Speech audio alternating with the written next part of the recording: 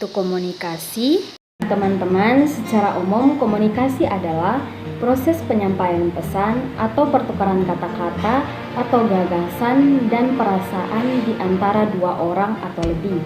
Nah, komunikasi juga adalah proses atau tindakan menyampaikan pesan dari pengirim kepada penerima pesan itu sendiri. Nah, teman-teman, pada anak usia dini berbicara adalah salah satu contoh dari bentuk komunikasi. Nah, komunikasi terdiri dari dua, yaitu komunikasi verbal dan komunikasi nonverbal.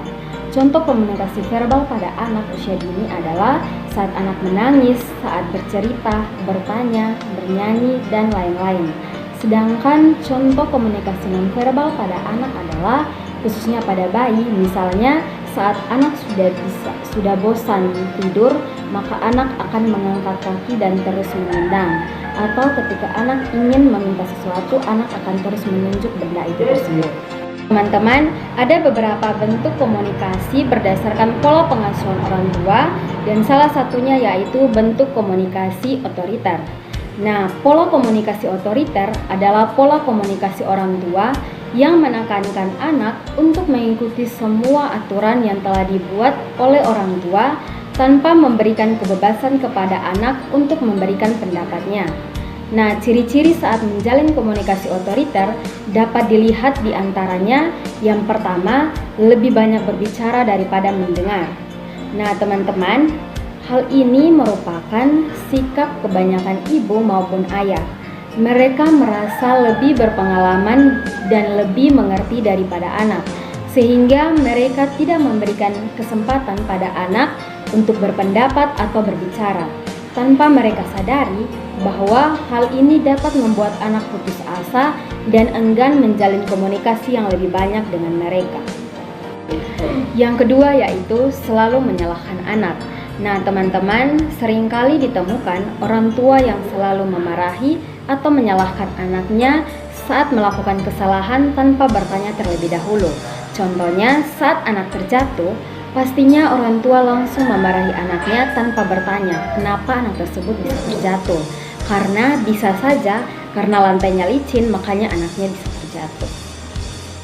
Nah, teman-teman, bentuk komunikasi yang dilakukan orang tua akan berdampak pada tumbuh kembang anak.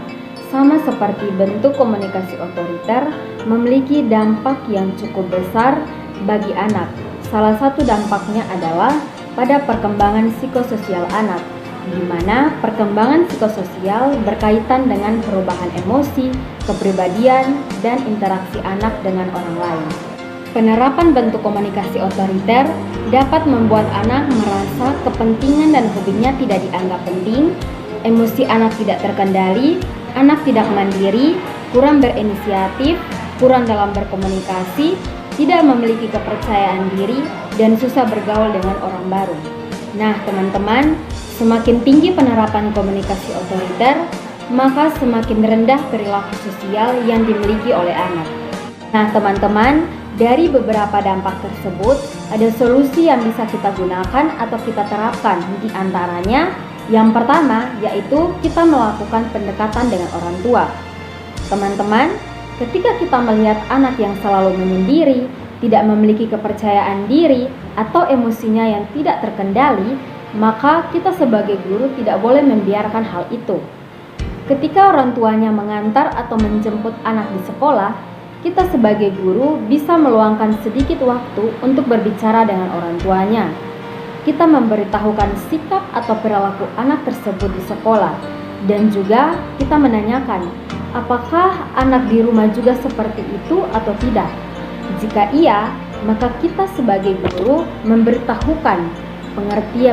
pengertian pada orang tua kenapa anak tersebut bisa seperti itu atau penyebabnya itu apa. Kemungkinan besarnya yaitu dari cara berbicara atau komunikasi orang tua. Tapi yang perlu diingat bahwa kata-kata yang digunakan harus lebih sopan agar tidak menyinggung perasaan orang tua tersebut. Dua yaitu melakukan pendekatan dengan anak. Teman-teman, ketika di sekolah ada anak yang tidak memiliki kepercayaan diri sehingga dia selalu menyendiri, maka kita sebagai guru harus melakukan pendekatan dengan anak tersebut. Misalnya, kita menyuruh anak tersebut untuk maju ke depan memimpin lagu. Pastinya awal-awal anak tersebut malu-malu, tetapi kita sebagai guru harus terus mendorong atau memberikan motivasi pada anak. Dan ketika anak tersebut berhasil untuk memimpin lagu, kita harus memberi pujian kepada anak seperti memberi tepuk tangan, jempol, atau dengan kata-kata, "Kamu hebat, kamu keren." Teman-teman, dengan ini pastinya anak akan merasa senang dan merasa dihargai. Teman-teman, perhatian kecil yang kita berikan lama-kelamaan akan menjadi suatu perubahan yang besar bagi anak. Nah, teman-teman, setiap orang tua tentunya ingin memberikan yang terbaik untuk anaknya. Setiap bentuk komunikasi yang ada pastinya mempunyai sisi positif maupun negatif yang dapat berdampak pada anak. Bentuk komunikasi yang sama mungkin akan berbeda hasil atau dampaknya jika diterapkan di dalam kondisi ataupun situasi yang berbeda. Sama halnya dengan bentuk komunikasi otoriter. Bentuk komunikasi dengan penerapan untuk kedisiplinan dari orang tua terhadap anak tentunya memiliki dampak yang baik untuk disiplin anak ke depannya. Namun, jika bentuk komunikasi otoriter digunakan setiap hari tanpa melihat kondisi ataupun situasi, maka akan berdampak negatif bagi anak seperti contoh tersebut. Teman-teman, untuk itu, kita sebagai calon guru maupun sebagai calon orang tua, ketika berbicara dengan anak-anak, kita harus memperhatikan bentuk komunikasi yang tepat sesuai dengan kondisi ataupun situasi.